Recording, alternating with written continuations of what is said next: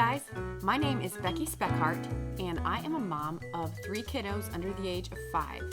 A 5-year-old daughter, a 3-year-old daughter, and a 16-month-old little boy. Today, we are going to talk about easy tactics to discipline and reinforce good behavior in your kids. So let me just kind of back up a little.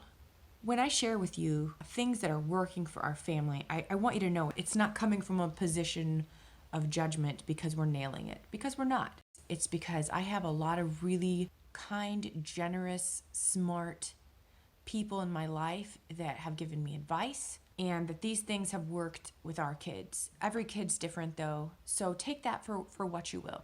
I'm looking forward to sharing life with you and talking about what works for us in this crazy journey of parenthood. We're going to talk about a consequence jar, positive reinforcement, apologizing, setting expectations, 1, 2, 3 magic, and a value system. Discipline is actually defined as teaching. And teaching isn't just a list of things not to do. It's things to do as well. So that's why we're going to talk about discipline and positive reinforcement, because they really go well hand in hand. The consequence jar is a brilliant idea that I picked up from my sister-in-law. And the idea is you take a jar and you put consequences in there. Typically chores like you have to empty the dishwasher an extra time this week. And when her kids are fighting, she'll say, draw from the consequence jar.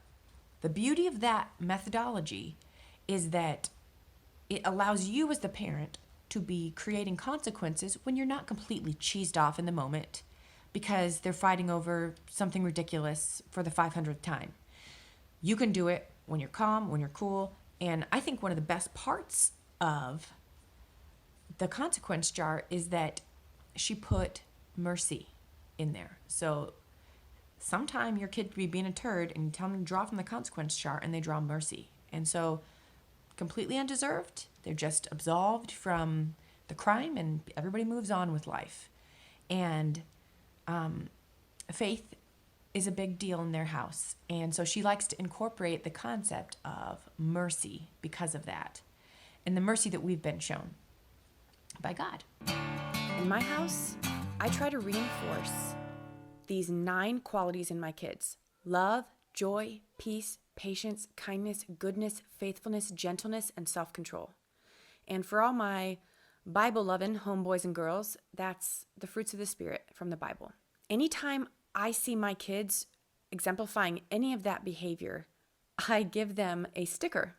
In my last job, I worked as an associate engagement specialist, and we did a lot of engagement programs and a lot of associate recognition programs.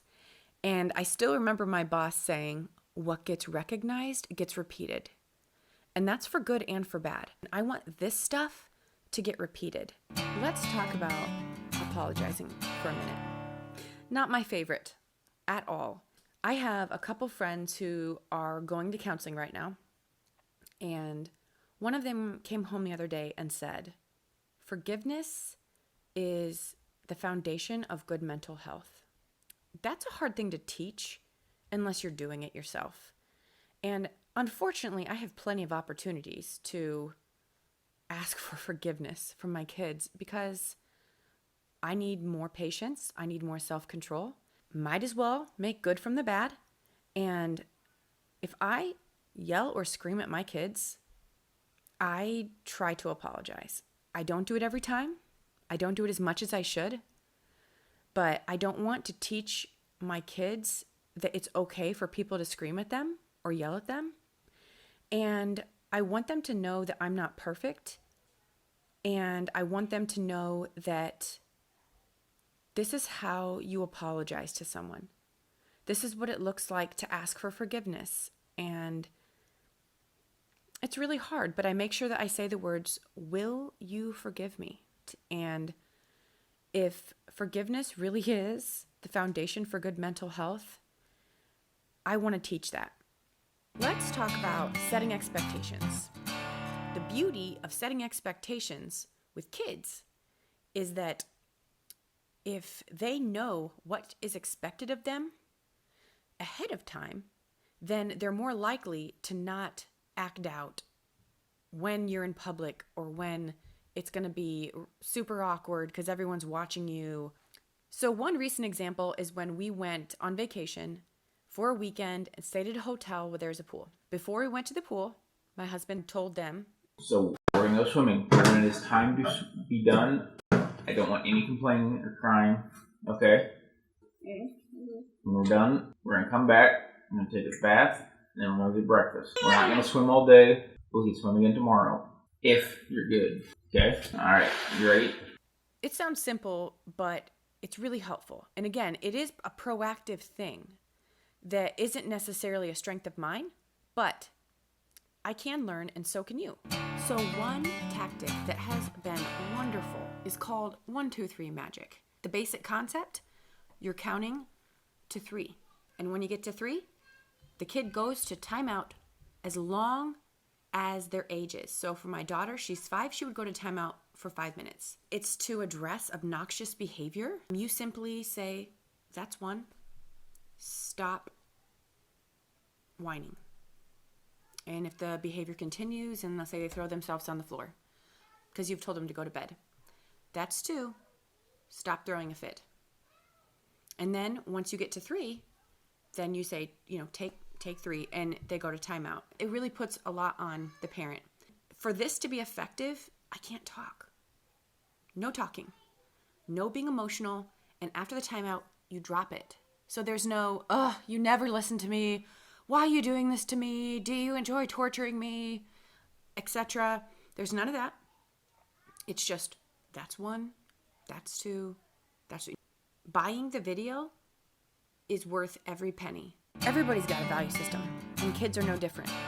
And oftentimes, their value systems are very, very simple. Snack time, food, and screen time. Use those value systems for your household's benefit. For example, something very easy to implement is, you want to watch Moana? First, put all the books away. Or, all the toys have to be cleaned up if you want to watch TV. Oh, you're hungry?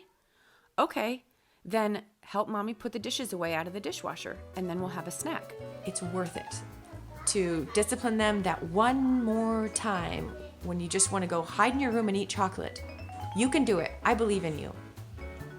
And if you have enjoyed our time together, make sure that you subscribe to our channel and like this video, and please let's continue the conversation.